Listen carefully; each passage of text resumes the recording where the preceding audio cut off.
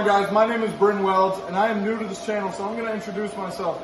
I post welding content on Instagram, TikTok, YouTube, whatever, and I've been welding for about 3 years professionally, 5 years if you count school and whatnot, and I'm here to talk to you today about my Everlast MTS 225. I've had this specific unit since December, and what I would recommend the MTS 225 is towards a home hobbyist or maybe a welder professionally that needs something multi-process and light duty. If you're not going to be doing anything thick, maybe some 1/4 inch here and there, but nothing crazy structural, you know. I've reinforced a trailer. That's about the most structural I've gotten with it. But if you're going to do light duty stuff or you're a hobbyist in a garage and you want to learn, this would be a great machine for you. AC/DC TIG, pulse features, you got MIG, stick, no 60-10 capabilities, which is a downfall, but you can run other rods. 110 or 220 power. I've got the Nova upgraded foot pedal and torque. This Everlast Lightning MTS 225 would be a great hobbyist or starter unit for a house. And if you pair it with the Edge welding cups, then you just got a dime piece setup. I'm Bryn Welds. Thank you for watching. It was nice to meet you all. I hope to see you again. Maybe I'll be on the YouTube channel another time. You can stay tuned with me at Bryn Welds on all social media platforms, Instagram, TikTok, BRYNWELDS. My Everlast Cyclone 140E. This is going to run some flux core wire out of it, and it should be perfect little machine to go underneath and move around while I'm underneath the truck. Yeah, looking forward to seeing how this performs. Should be perfect. Did a couple test welds. I think it's good to go.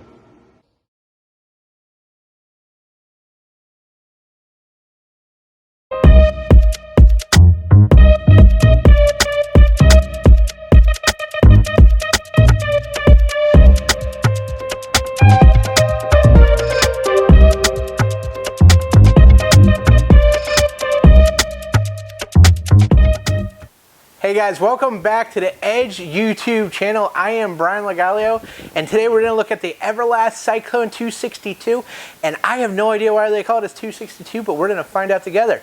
Let's get in it.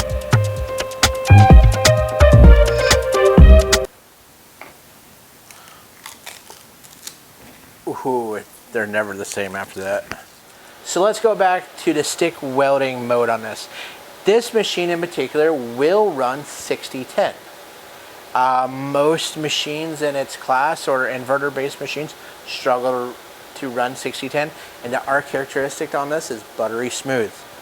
I love running this machine, and I've even built a battle bot with it, a professional heavyweight battle bot that I dual shield flux core.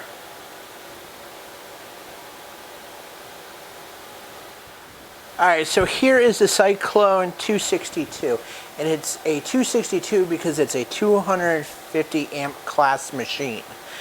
It boasts 200 amps for stick welding, which I haven't ever really used more than 200 amps stick welding, and 270 amps or up to 270 amps on for MIG welding. This little machine packs a punch. And this is the craziest thing. So I'm in manual mode right now. You know, I can set, you know, some settings I like. You know, I can go in depth, post flow. It also does a 2T, 4T setting. So I could use it normally, or I could hit the button, let it run, and hit the button to turn it off on the MIG torch. But that's a whole nother thing. Now, back to what I was saying is, I'm on manual settings. I can say I want, you know, 18.5 and 270. I'm putting a root in. Pretty good, right? Well, if I don't know the material or I'm not real familiar with a setting, bam. I go through each one. I add the, you know, thickness. If I want upslope, downslope, you know, all this set is on the auto.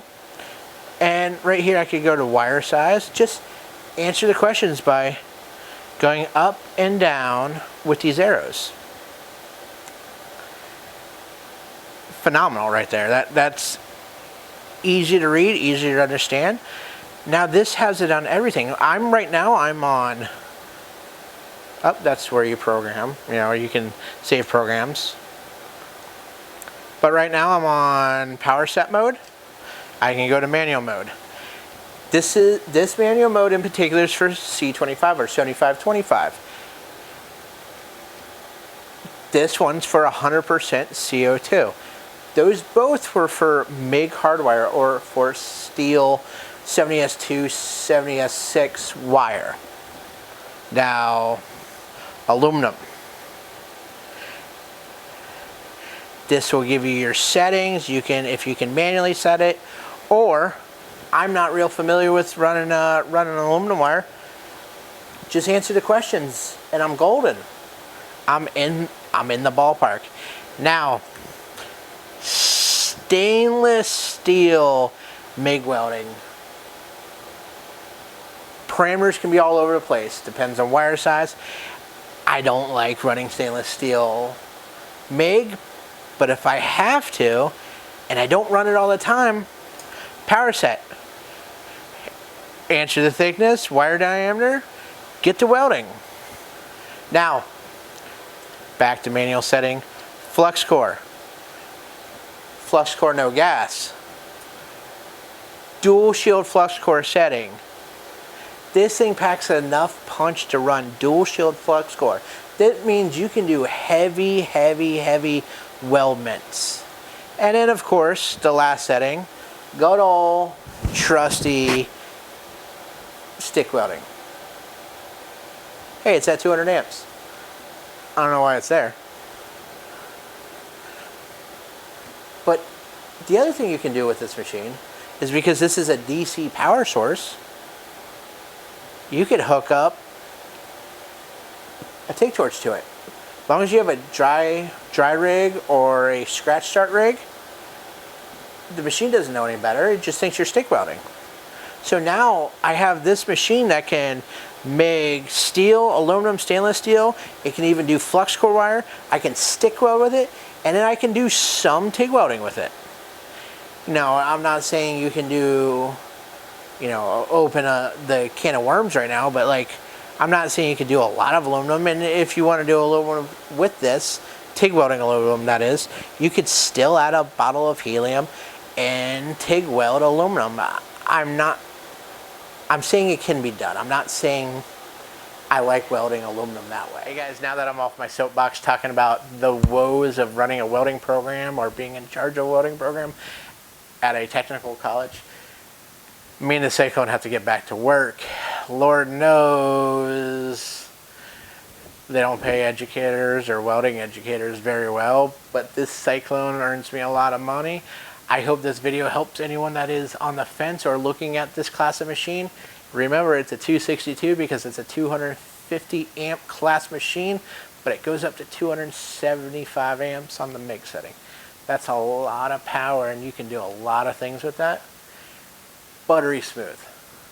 Till next time, see you later. Peace. What's up, guys? I'm here to talk to y'all today, give a little Everlast machine review. I have a 206 SI right here, a 215 Storm, and then a 210 EXT, and I also run Everlast at work.